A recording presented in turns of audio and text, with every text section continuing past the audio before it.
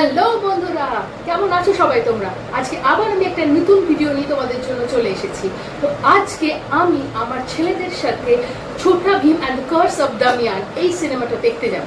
তো আমি সেই সিনেমাটা কেমন হলো, কারণ অনেকেরই বাড়িতে বাচ্চা থাকে যারা এই সিনেমাটা দেখার জন্য বলবে বা আমাকে তো প্যারেন্টসের, তো সেইগুলো এই সিনেমাটা একটা ছোট্ট করে রিভিউ তো দেবই, তার সঙ্গে আমরা কোথায় গেলাম, কোন মলে গেলাম, কোথায় গিয়ে সিনেমাটা দেখলাম, সমস্ত ডিটেলস আমাদের সাথে শেয়ার করবো। কীভাবে আজকে আমরা পুরো দিনটা এনজয় করবো, অ্যাকচুয়ালি আজকে day out with my sons বলা যেতে পারে। তো পুরোটাই তোমাদের সাথে শেয়ার করবো। ভিডিওটা শুরু করার আগে একটা কথা জাস্ট বলার আছে, যেটা হচ্ছে যে যদি আমার ভিডিও তোমাদের ভালো লাগে তাহলে একটা রিকোয়েস্ট, প্লিজ অবশ্যই আমার চ্যানেলটাকে সাবস্ক্রাইব করো, আর আমার ভিডিও লাইক অ্যান্ড শেয়ার করে সবার মধ্যে ছড়িয়ে দিতে সাহায্য করো, আর তার সঙ্গে বেল বা নোটিফিকেশন আইকনটা কিন্তু ক্লিক করতে একদম ভুলো না।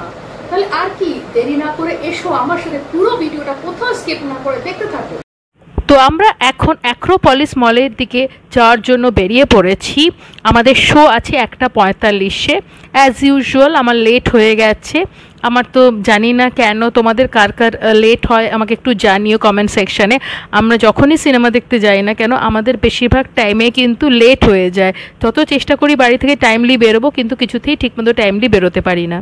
তার ফলে প্রত্যেকবারই একটা চাপা টেনশন কাজ করে কি সিনেমা শুরু হয়ে যাবে না তো, আমরা ঠিক সময়ে পৌঁছতে পারবো তো। যাকে আজকের মতো এবারের মতো আমরা টাইম মতোই পৌঁছে গেছি। দেখো ডান দিকে অ্যাক্রোপলিস মল দেখা যাচ্ছে। তো তাড়াতাড়ি করে আমরা সিনেপলিসের ভেতরেও ঢুকে গেছি। অডি 3-তে আমাদের এই মুভিটা দেখাচ্ছিল। তো আর দেরি না করে হলের ভেতরে ঢুকে যাওয়া যাক, কারণ নাহলে সিনেমাটা আমাদের শুরু হয়ে যাবে। আমার ছেলেরা ছোটা ভীমের খুব বড় ফ্যান, তাই ওদের এই মুভিটা খুবই ভালো লেগেছে, ওরা ভীষণ এনজয় করেছে। এর যে পার্ট 2 আসবে অলরেডি অ্যানাউন্স করে দিয়েছে মুভিটার শেষে, সেটা দেখার জন্য আমার ছেলেরা খুবই এক্সাইটেড হয়ে আছে। তাই আপনাদের বাড়িতে যে বাচ্চা যদি থাকে যে ছোটা ভীম দেখতে ভালোবাসে, তাদের অবশ্যই এই মুভিটা আপনারা দেখাবেন।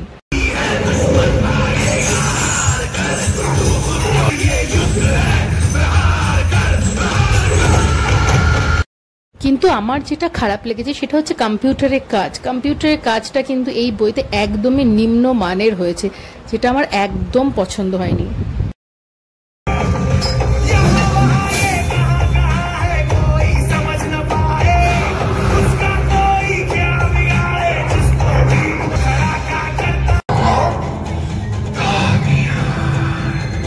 আর যে ছেলেটি ছোটা ভীম করেছে তার সাথে কার্টুনের ছোটা ভীমের কোনো মিল আমি পাইনি।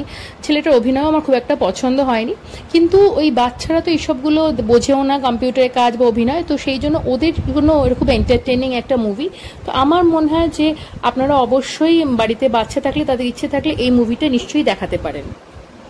তো আমাদের এখন মুভি দেখা শেষ হয়ে গেছে। আমি গার্জিয়ানদের জন্য যেটা বলবো যে আপনারাও এসে মুভিটা দেখতে পারেন, মানে খুব একটা কিছু বোর হবেন না, টাইম পাস হয়ে যাবে।